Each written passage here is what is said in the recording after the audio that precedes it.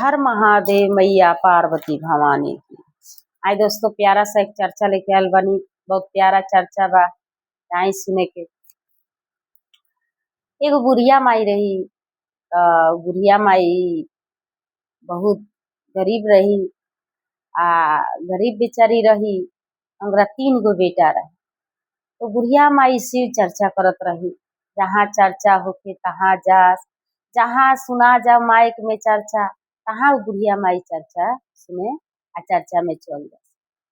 बेचारी के 3 गो बेटा रहे। धीरे धीरे गुरु जी के कृपा से बेटा सियान भइल लो।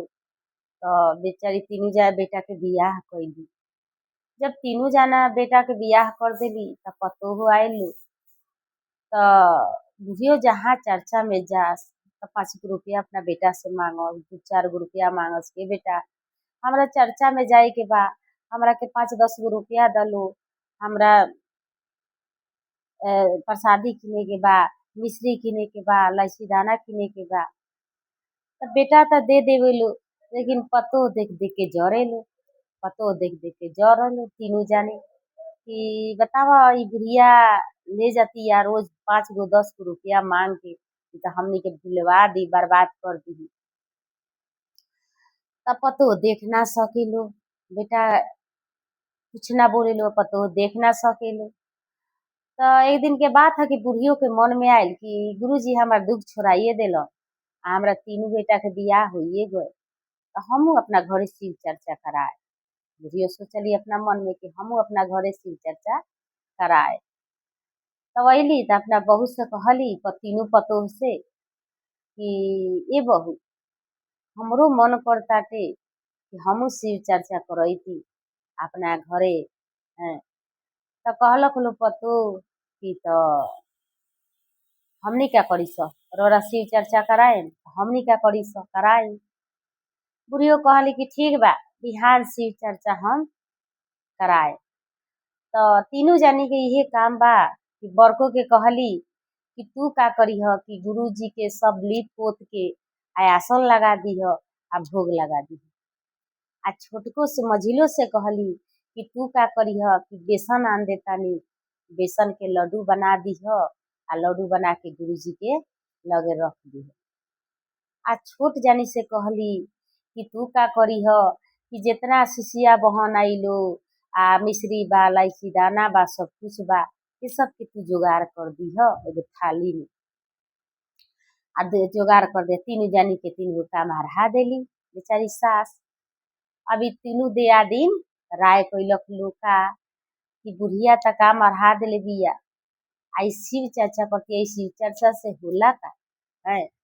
तो ऐसा ने बुढ़िया के उपाय करे के कि आज से घर में शिव चर्चा ना कराई आ ना कहीं शिव चर्चा में जाई।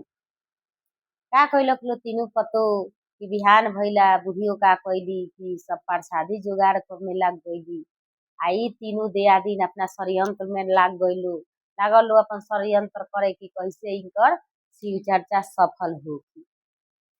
का कैलक लो 3 दियादीन कि बड़को का कैली कि मछरी मंगवली, धवही मछरी मंगवली बाजार से। आ का कैली कि मछरी के एगो थाली में रख देली आ माने जगह लीप पोत देली आ आसन लगा देली। आ मछरी के लेके गुरु जी के कुर्सी पर आसन लगौली, कुर्सी के नीचा मछरी रख देली आ रख के का कैली कि लाल कपड़ा से तोप देली बड़को। मझिलो का कैली कि बेसन के लड्डू के जगह गुरु बहन जाके गोबर के लड्डू बना देली। आ गोबर के का कैली कि पिठरी बांध देली या लड्डू बना देली आ बना के आ रख देली। छोट जानी का कैली कि थोड़ा सा मिश्री दाना, मिश्री इलायची दाना रख देली या उमें इतना सा आकर मिला देली पत्थर छोटा छोटा आ रख देली। कहली कि देखे के 3 जानी कहलक लोग कि देखे के बुढ़िया कैसे शिव चर्चा करती। का भइल कि से बुढ़िया माई अपना दिल से मन से शिव चर्चा ठान देली। जब शिव चर्चा होखे लागल होखत होखत गुरुवन सब विश्राम हो गए, आरती हो गए, गुरु जी के सब कुछ हो गए। जब प्रसादी बांटे के बेरा भइल तब 3 पतोह का कैलक लोग कि आप अपनी के भाग के जाके अपना घर में केवाड़ी बंद कर लेलक। बुढ़ियो कहली कि देखो ना सारा लोग के बेटी पतोहबा की पर प्रसादी बांटेला आ अपनहू खाला। हमार पतोहिया काहे भाग गईली है सब। तब बुढ़ियो सब लोग गुरु बहिन शिष्य बहन लोग के प्रसादी दे देली आ दे के आ प्रसादी ले लेली हाथ में आ लेके आ गईली तो हाँ पहिले का भइल कि उघार के थाली में के देखत तारी तो ओमे सोना के थाक हो गए रहे मछरी, जहाँ गोबर के लड्डू धइले रहे लोग ओमे हीरा मोती आ रुपया पैसा एक तरफ बेसन के लड्डू हो गए रहे।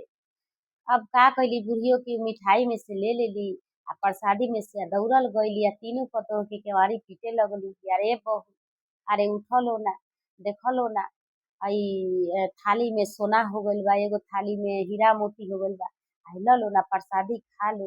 कैसन तू लोग भोग लगौले रहलू हलो के मैं आसन लगौले रहलू हलो गुरु जी के कि इतना सब कुछ हो गइल। पतोह का कैलक लो तीनों जानी प्रसादी खैलक लो आ जब प्रसादी खा लेलक लो और तीनों जानी वही सुअरी हो गइल। जब तीनों जानी सुअरी हो गइल अब तो बुढ़ियो कपार पर हाथ धऽ के बैठल बारी कि कौन चोर भइल हे गुरुजी कि हम चर्चा करौनी हमार पतोह तीनों जानी सुअरी हो गइल लो। ई कौन चर्चा भइल। अब का भइल कि बेटा आवता लो जो काम पर से तो कहता लो कि माई ई का भइल ह। कहतारी के बबुआ हम कुछ ना कइनी ह कि देखो ना प्रसादी सिर्फ खियौले बानी आ देखो ना तीनों के तीनों सुअरी हो गइल बा लो, हम कुछ ना कइनी ह। अब वही रास्ता से शंकर भगवान एगो साधु के भेष में चल रहल बानी। जब अइनी तब बुढ़ियो बैठ के रोवत रही तो कहनी कि अरे बुढ़िया काहे रोवत रे। तो कहतानी कि बाबा हमसे चर्चा करौनी ह आ हम अपना पतोह के ले जाके प्रसादी तीनों जानी के देनी ह तो तीनों जानी सुअरी हो गइल बानी।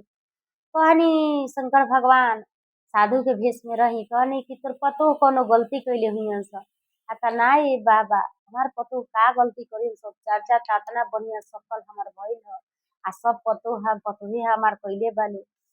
तो कहनी कि ना जरूर तोर पतोह कोनो गलती कैले हुई आ त ए बाबा कोनो उपाय बताई। कहनी शंकर भगवान कि एगो काम कर कह अपना पतोह से कि गलती के माफी मांगेला ना शंकर भगवान का कहनी कि भभूत झोरी में से निकलनी आ तीनों जानी पर छीट देनी। तीनों जानी सुअरी से आदमी हो गइल लो।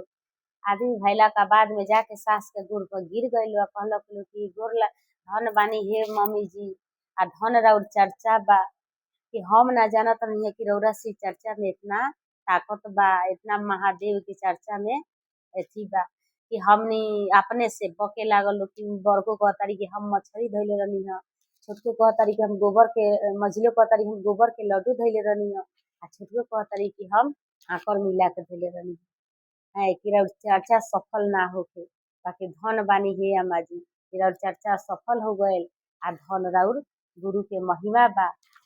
आपन गलती सगार लेलक लो आ वही जा तो साधु बाबा महादेवो के गोड़ पर गिरल लो आ वही जा बुढ़ियो के गोड़ पर गिर गइल लो। बुढ़ियो कहली कि हमरा गोड़ पर का गिरतारू लो, अरे महादेव के शरण में गिरलो आ उनका से ज्ञान मांगलो, उनका से बुद्धि ज्ञान मांगलो।